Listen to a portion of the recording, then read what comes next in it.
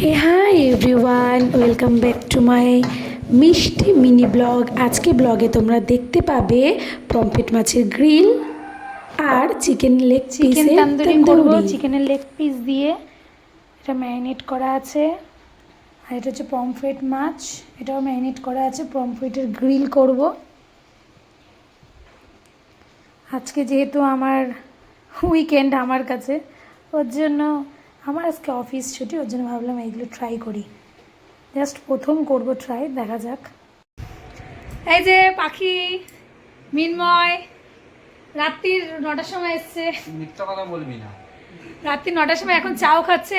এরপরে special dish আসবে, মানে আমি বানিপুরে গিয়ে ওদের জন্য সকাল সকাল মানে বাজার করছি ফার্স্ট মাছ পমফ্রেট। 7টার সময় এসে বসে আছি, তুমি ঢুকলাই না। তোরা মিথ্যাও তো বলছিস। পমফ্রেট মাছের তন্দুরি, এটা প্রায় 4-5 ঘন্টা ম্যারিনেট করেছিল না মণিমা? হ্যাঁ,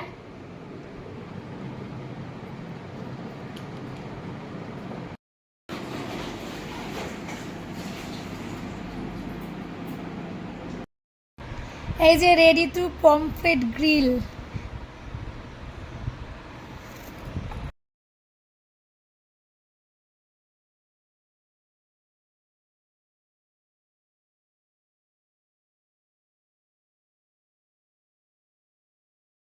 আছে, কালকে ম্যাডামের বার্থডে গেছে।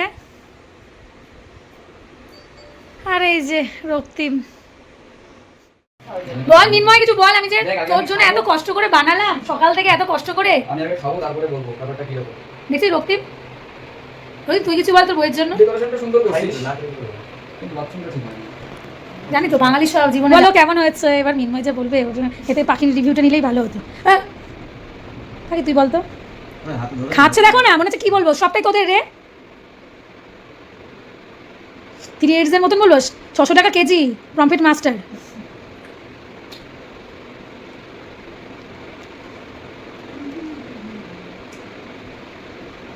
মিনময় তোকে জার্জ হিসেবে আমি রাখিনি এখানে, ঠিক আছে? ওর দে, চাটনির মধ্যে দে, লবণটা একটু কম আছে। সবই ঠিকঠাক হলে মশলাপাতিও ঠিকঠাক, মাছটা সব থাকতো, এই জিনিসটা থাকে না, মাছটা তো হয়েছে। তারপরে চলে এসেছে চিকেন লেগ পিসের তন্দুরি। আমি কিন্তু ফার্স্ট টাইম বানালাম, শুধুমাত্র আমার দুটো ফ্রেন্ড আসবে তার জন্য। আর পমফ্রেট মাছের গ্রিল, এটাও কিন্তু আমি ফার্স্ট টাইম বানিয়েছিলাম।